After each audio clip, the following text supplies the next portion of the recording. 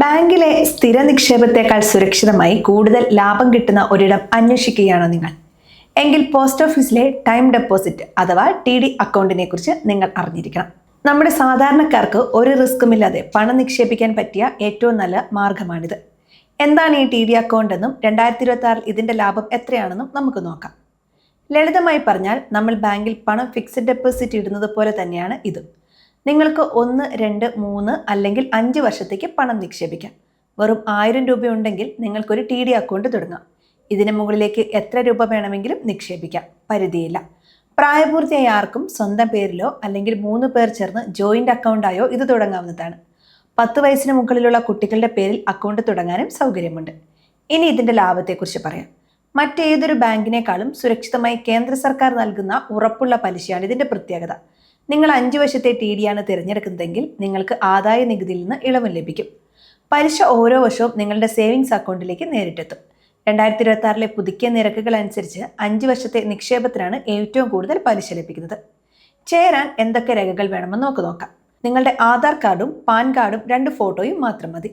അടുത്തുള്ള പോസ്റ്റ് ഓഫീസിൽ പോയി ഒരു അപേക്ഷാ ഫോം പൂരിപ്പിച്ച് നൽകിയാൽ മിനിറ്റുകൾക്കുള്ളിൽ അക്കൗണ്ട് തുടങ്ങാം. നിങ്ങൾക്ക് പണം ചെക്കായോ പണമായോ നൽകാവുന്നതാണ്. നിങ്ങളൊരു പോസ്റ്റ് ഓഫീസിൽ നിന്ന് മറ്റൊരു പോസ്റ്റ് ഓഫീസിലേക്ക് താമസം മാറുകയാണെങ്കിൽ അക്കൗണ്ട് അങ്ങോട്ടേക്ക് മാറ്റാനും പ്രയാസമില്ല. പലരും ചോദിക്കുന്ന ഒരു കാര്യമാണ് കാലാവധിക്ക് മുൻപ് പണം പിൻവലിക്കാൻ പറ്റുമോ എന്നത്. തീർച്ചയായും പറ്റും. പക്ഷേ നിക്ഷേപിച്ച് 6 മാസം കഴിയാതെ പണം പിൻവലിക്കാൻ സാധിക്കില്ല. 6 മാസത്തിന് ശേഷം പണം പിൻവലിക്കുകയാണെങ്കിൽ പലിശ നിരക്കിൽ ചെറിയ കുറവ് വരും. അതുകൊണ്ട് പരമാവധി കാലാവധി തീരുന്നതുവരെ പണം പിൻവലിക്കാതിരിക്കുന്നതാണ് ലാഭം. പണം അത്യാവശ്യം വന്നാൽ ഈ നിക്ഷേപം ഈടായി വെച്ച് വായ്പ എടുക്കാനുള്ള സൗകര്യവും പോസ്റ്റ് ഓഫീസ് നൽകുന്നുണ്ട്. മറ്റൊരു പ്രധാന കാര്യം നിങ്ങളുടെ TD അക്കൗണ്ട് കാലാവധി കഴിഞ്ഞാൽ അത് തനിയെ പുതുക്കപ്പെടും എന്നതാണ്. ഉദാഹരണത്തിന് നിങ്ങൾ 1 വർഷത്തേക്ക് ഇട്ട പണം കാലാവധി കഴിഞ്ഞു പോയി എടുത്തില്ലെങ്കിൽ അത് വീണ്ടും 1 വർഷത്തേക്ക് കൂടി പുതുക്കപ്പെടും. അപ്പോഴും അന്നത്തെ പലിശ നിരക്ക് നിങ്ങൾക്ക് ലഭിക്കും. നിക്ഷേപിക്കുമ്പോൾ തന്നെ നോമിനിയെ വയ്ക്കാൻ പ്രത്യേകം ശ്രദ്ധിക്കണം. ഒരിക്കലും നിങ്ങളുടെ അക്കൗണ്ട് വിവരങ്ങളോ OTPയോ ആരുമായി പങ്കുവെക്കരുത്. പോസ്റ്റ് ഓഫീസ് ഉദ്യോഗസ്ഥർ ഒരിക്കലും ഇത്തരം രഹസ്യങ്ങൾ ചോദിക്കില്ല. നിങ്ങളുടെ നിക്ഷേപത്തിന് കൃത്യമായ രസീതോ പാസ്ബുക്കോ വാങ്ങി സൂക്ഷിക്കുക. 2026 പലിശ നിരക്കുകളിൽ മാറ്റം വരാൻ സാധ്യതയുള്ളതിനാൽ നിക്ഷേപിക്കുന്നതിന് മുൻപ് പോസ്റ്റ് ഓഫീസിൽ പോയി കൃത്യമായ നിരക്ക് ചോദിച്ച് മനസ്സിലാക്കുക. ധൈര്യമായി പണം നിക്ഷേപിക്കാൻ ഇതിലും നല്ലൊരിടം വേറെയില്ല.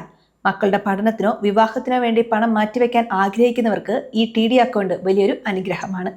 ഈ വീഡിയോ ഉപകാരപ്പെട്ടുവെങ്കിൽ മറ്റുള്ളവരിലേക്കും ഷെയർ ചെയ്യുക. സംശയങ്ങൾ കമന്റായി ചോദിക്കാം.